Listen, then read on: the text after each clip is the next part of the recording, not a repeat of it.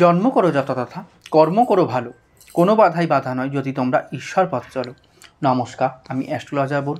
প্রতিদিনকার মতন আজকেও কিন্তু একটি ভিডিও তৈরি করছি শুধুমাত্র তোমাদের উদ্দেশ্যে। আশা করছি ভিডিওর থাম্বনেল এবং ক্যাপশন দেখে কিন্তু তোমরা প্রত্যেকে বুঝতে পেরে গেছো আজকে ভিডিওটি ঠিক কী নিয়ে করছি। হ্যাঁ, দেবগুরু রাশিতে অর্থাৎ মীন রাশিতে কিন্তু এই মার্চ মাসে কিন্তু গোচর করতে চলেছে অর্থাৎ রবি।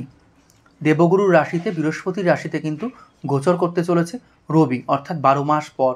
কারণ সূর্যের একটা রাশি অতিক্রম করতে কিন্তু 1 মাস সময় লাগে, তাই 12খানা রাশি যেহেতু অর্থাৎ 1 বছর বাদে বা 12 মাস বাদে কিন্তু দেবগুরুর রাশিতে রবি কিন্তু গোচর করতে চলেছে। রবির সাথে বৃহস্পতির যেহেতু বন্ধুত্বপূর্ণ সম্পর্ক, এক্ষেত্রে কিন্তু ভালো ফল অবশ্যই পাওয়া যাবে। তবে 3 রাশির ক্ষেত্রে কিন্তু বিশেষ ভালো ফল দেখতে পাচ্ছি এবং দেখতে পাচ্ছি আমি ভ্রমণের যোগ। এই নিয়েই কিন্তু আলোচনা করব। জানতে গেলে কিন্তু পুরো ভিডিওটি দেখতে হবে তোমাদের, স্কিপ না করে। প্রথম যে রাশির কথা উঠে আসে বলবো মীন রাশির কথাই, কারণ এই রাশিতেই কিন্তু সূর্য কিন্তু বা রবিদেব কিন্তু ভ্রমণ করছে, গোচর করছে। সূর্য মীন রাশিতে প্রবেশ করলে কিন্তু বলবো মীন রাশি জাতক জাতিকাদের কিন্তু সৌভাগ্য বয়ে আনবে। এই সময় কিন্তু তোমাদের ভাগ্য উজ্জ্বল হতে চলেছে। এই সময় বাড়বে কিন্তু তোমাদের আত্মবিশ্বাস।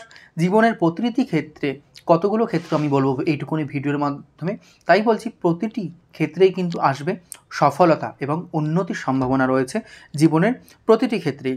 যারা অংশীদারিত্ব কাজ বা পার্টনারশিপে বিজনেস করছো বলবো তাদের জন্য কিন্তু এই সময়টা কিন্তু লাভবান বা লাভজনক কিন্তু হতে চলেছে।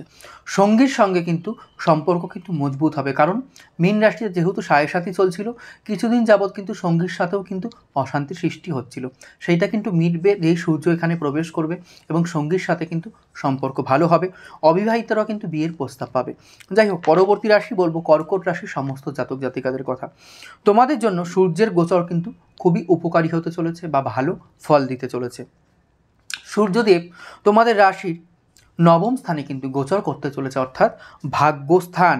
এমন অবস্থায় কিন্তু তোমাদের ভাগ্য কিন্তু তোমাদের পাশে থাকবে সমস্ত কাজে। আটকে থাকা কাজগুলো কিন্তু শুরু হবে, যেই কাজগুলো থমকে ছিল, আটকে ছিল, সেগুলো কিন্তু শুরু হতে চলেছে। এই সময় স্বাস্থ্যও কিন্তু ভালো থাকবে, স্বাস্থ্য অনুকূল থাকবে। অর্থ উপার্জনের কিন্তু নতুন পথ বা একাধিক পথ খুলতে চলেছে তোমাদের। ভ্রমণে যাওয়ার কিন্তু সম্ভাবনা রয়েছে বা একাধিক যোগ রয়েছে, যা আমি দেখতে পাচ্ছি। পরবর্তী রাশি বলবো ধনু রাশির সমস্ত জাতক জাতিকাদের কথা। এই যে মীন রাশিতে সূর্যের গমন তোমাদের জন্য কিন্তু বিশেষ অনুকূল প্রমাণিত হতে চলেছে। সূর্যদেব তোমাদের রাশির কিন্তু 4র্থ স্থানে 4th হাউসে কিন্তু ভ্রমণ করবে বা গোচর করতে চলেছেন। এমন অবস্থায় তোমরা কিন্তু বস্তুগত বা বাস্তুগত কিন্তু অনেক সুখ পাবে। যানবাহন বা সম্পত্তি কেনার যোগ রয়েছে। জন্মচাটে যদি তোমাদের দশা মহাদশা অন্তর্দশা যদি তোমাদেরকে সাপোর্ট করে, তবে কিন্তু অবশ্যই কিন্তু যানবাহনও তোমরা কিনতে পারো বা সম্পত্তিও কিন্তু কিনতে পারো। তোমরা সম্মান এবং প্রতিপত্তি কিন্তু লাভ করবে এই সময়, অর্থাৎ সূর্য যখন দেবগুরুর রাশিতে গোচর করবে। শান্তি, সুখ এবং ইতিবাচক চিন্তাভাবনা কিন্তু বৃদ্ধি পাবে তোমাদের এই সময়। একই সময় কর্মরত ব্যক্তিরা কর্মক্ষেত্রেও কিন্তু সাফল্য লাভ করবে বা ভালো একটা উন্নতির জায়গায় পৌঁছাবে। তো যাই হোক বন্ধুরা, এই ছিল আজকে আমার ভিডিও। যদি ভালো লেগে থাকে লাইক শেয়ার করতে ভুলো না, আর তোমাদের মূল্যবান মতামত কিন্তু অবশ্যই কমেন্ট বক্সে লিখে জানিও। দেখা হচ্ছে পরবর্তী কোনো ভিডিও বা লাইভ অনুষ্ঠান নিয়ে।